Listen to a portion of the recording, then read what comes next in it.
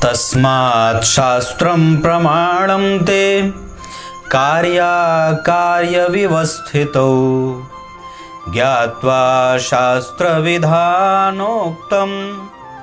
कर्मं कर्तुमिहार्हसि।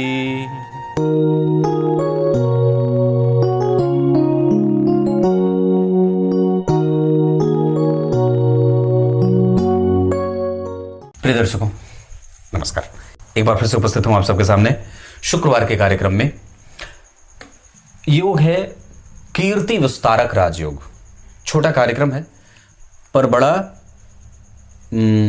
समझने वाला है। जैसे आपकी कुंडली में अगर सूर्य कहीं भी उच्च के होकर के बैठे हों, सूर्य कहीं भी उच्च के होकर के बैठे हों, पर ये कहीं भी उच्च के होकर के बैठेंगे तो फिर मंगल यहां मकर के उच्च के नहीं होंगे, क्योंकि यहां जब 10 नंबर दिखेगा तभी ये राजयोग लागू हो सकता है। या फिर ये कह सकते हैं कि एक ऐसी स्थिति जो इस राजयोग को संपूर्णतया बनाएगी, ये कब बनेगी और कब व्यक्ति की कीर्ति विस्तारित होती है, यही जानेंगे। शुरू करते हैं आज का कार्यक्रम। कहीं नहीं जाना है, बिल्कुल बन के रहिएगा। कार्यक्रम के आरंभ में बोले गए गीता जी के श्लोक का अर्थ भी बताने वाला हूं। दूसरा चैनल नकुल पाराशर शॉर्ट्स है, उसे भी अवश्य डाउनलोड कर लीजिए। मेरा जो एप्लीकेशन है वो है ज्योतिषी लक्ष्य के नाम से, आप उसे भी इंस्टॉल कर सकते हैं। शुरू करते हैं आज का कार्यक्रम। सबसे पहले बताऊं, इस योग के बनने के 2 पैमाने हैं कि सूर्य उच्च का होना चाहिए, कि सूर्य उच्च का होना चाहिए, और छठवें भाव में मंगल उच्च के होने चाहिए। क्योंकि जब छठा भाव उच्च का नहीं होगा या बलवान नहीं होगा तो कीर्ति नहीं होगी, और कीर्ति उसी की फैलती है, पताका उसी का ऊंचा होता है जिसके दुश्मन ना हो, या हो पर वो बिल में छुपे हों उसके प्रताप के प्रभाव से। यश, कीर्ति, मान, सम्मान, पद, प्रतिष्ठा, इन सब चीजों का भाव पंचम भाव होता है, और उसके विचार करने से पहले व्यक्ति की कुंडली के लग्न को अवश्य देखना होगा। गुरु, सूर्य, शुक्र आदि आदि ग्रह कैसे बैठे हैं, उसके पास विस्तारवादी अगर नीति है तो उसमें उसका लग्न, उसका स्वास्थ्य, उसके चंद्रमा, उसके गुरु और उसके शनि कैसे हैं, ये सारी चीजें मतलब आपकी कुंडली में जैसे कोई भी अकेला ग्रह कभी परिणाम नहीं करता। और जब जन्म कुंडली में किसी एक ऐसे ग्रह की कमजोरी हो जाए जो वो राजयोग कारक है और वो किसी भी तरीके से अपना राजयोग भंग करता हो, तो भी राजयोग बनने का कोई विशेष परिणाम नहीं मिलता है। चंद्रमा कमजोर हो जाए, लग्नेश कमजोर हो जाए, कुंडली में उसकी युति अच्छी ना हो, अगर राजयोग कारक ग्रह अस्त हो जाए, मृत प्राय हो जाए, शत्रु के घर में बैठ जाए, तो इससे राजयोग भंग हो जाता है।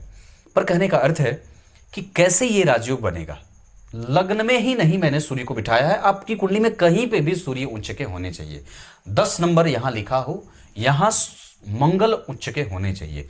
तो 10, 11, 12 और 1, इसका अर्थ है कि ये कुंडली सिंह लग्न की कुंडली में ये राजयोग ज्यादातर घटित होने के योग में होगा, क्योंकि 1 यहां लिखेगा तो 2, 3, 4 और 5 मतलब सूर्य उच्च के हों और मंगल उच्च के हों। 10वें स्थान में शुक्र बैठे हों किसी भी राशि में। अब यहां पे 2 चीज तो पैमाने के रूप में मैंने बताई कि सूर्य उच्च के हों और मंगल उच्च के हों, जिसमें मंगल का उच्च होना यहां पे ज्यादा काम करेगा, और यह निश्चित रूप से होना ही चाहिए। अगर मंगल यहां उच्च के नहीं है तो कोई भी ग्रह यहां उच्च का बैठा हो। दूसरे नंबर पे आप ऐसा सोच सकते हैं कि आपकी कुंडली का षष्ठेश या छठवें भाव में कोई एक ग्रह उच्च का बैठा हो, शनि, मंगल या फिर गुरु या फिर बुध या फिर शुक्र। पर शुभ ग्रह अगर उच्च के होंगे तो उसको झगड़ालू नहीं बनाएंगे, उसको फिर वो समझौतावादी बना देंगे। पर अगर यहां पे शनि और मंगल जैसे ग्रह उच्च के बैठेंगे तो व्यक्ति को पराक्रमी और प्रतापी बनाएंगे। तात्पर्य यह है कि अगर मंगल यहां उच्च के नहीं है तो कोई एक अन्य ग्रह भी अगर आपकी कुंडली में उच्च का वहां बैठा हो, लेकिन सूर्य किसी भी भाव में उच्च के होते हों, 10वें स्थान में शुक्र बैठे हों और तीसरे भाव में शनि बैठे हों, तो ये कीर्ति विस्तारक राजयोग होता है। बात समझ में तो आ रही होगी। छठवें भाव में कोई एक ग्रह उच्च का हो, सूर्य किसी भी भाव में उच्च के होते हों, और कम से कम इस राजयोग के प्रॉपर वे में इस राजयोग के बनने के लिए इस भाव में मंगल का उच्च होना जरूरी होगा।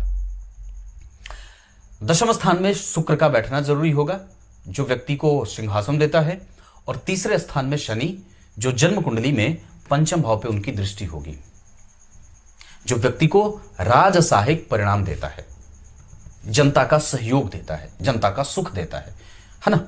ये जनता का भाव है, तो इसके ठीक पीछे शनि बैठ गए और यहां से बैठ करके वो भाग्य भाव को देखेंगे, ऐसी स्थिति। तो जरा सोच के देखिए कि जब अगर मंगल उच्च के होंगे, तो मंगल यहां उच्च के होंगे, इसका अर्थ होगा कि 10 नंबर में, तो यहां 11 लिखेगा, यहां 12 लिखेगा, यहां 1, यहां 2, यहां 3, यहां 4, यहां 5, यहां 6, यहां 7, यानी कि शनि भी उच्च के हो जाएंगे। समझ में आ रही होगी बात। तो शनि उच्च के, मंगल उच्च के और सूर्य उच्च के, दशम स्थान में शुक्र बैठेंगे यानी कि स्वग्रही हो जाएंगे। तो ये कुंडली सिंह लग्न पे ज्यादा ये राजयोग घटित होगा। सूर्य की प्रधानता वाले लग्न में ये राजयोग ज्यादा घटित होगा। और वैसे अगर सभी लग्नों की बात करें तो छठवें भाव में कोई एक ग्रह उच्च का होना चाहिए और आपकी कुंडली में किसी भी लग्न के लिए सूर्य उच्च का होना चाहिए। तीसरे स्थान में शनि का बैठा होना और जन्म कुंडली में दशम स्थान में शुक्र, तो भी ये राजयोग घटित होगा, पर थोड़ा कमजोर। अब आइए आपको गीता जी के श्लोक का अर्थ बता देता हूं। ये बहुत अच्छा होता है। व्यक्ति प्रतापी होता है, प्रभावशाली होता है, शत्रुहंता होता है और योगों का अधिपति होता है। मतलब उसकी कुंडली में बहुत सारे राजयोग घटित हो जाते हैं। आइए अब गीता जी के श्लोक का अर्थ बता देता हूं। गीता जी के 16वें अध्याय के 24वें श्लोक में भगवान ने बात कही है, जिसको अपने शब्दों में स्वामी रामसुखदास जी ने बात कही है। कर्तव्य और अकर्तव्य का बोध कैसे होगा, यह बताने के लिए ही शास्त्रों की संरचना की गई है। भगवान के द्वारा वेदों की संरचना की गई है। या साक्षात भगवान नारायण ही वेद स्वरूप उपस्थित होते हैं और मानवों को कर्तव्य और अकर्तव्य का बोध कराते हैं। क्या करना है और क्या नहीं, ये शास्त्र बताता है। तब तक के लिए कल एक बार फिर से उपस्थित होंगे कुंडली विश्लेषण के कार्यक्रम के साथ। सुबह वाला कार्यक्रम और शाम वाला कार्यक्रम देखना ना भूलिएगा और कमेंट अवश्य ही जय श्री कृष्णा लिख दिया करिए। कुछ लिखे ना लिखे, जय श्री कृष्णा अवश्य लिखें। और अपनी कुंडली अगर दिखाना चाहते हैं तो कमेंट में डेट ऑफ बर्थ वगैरह भी अवश्य लिख दिया करें। तब तक के लिए बहुत बहुत नमस्कार।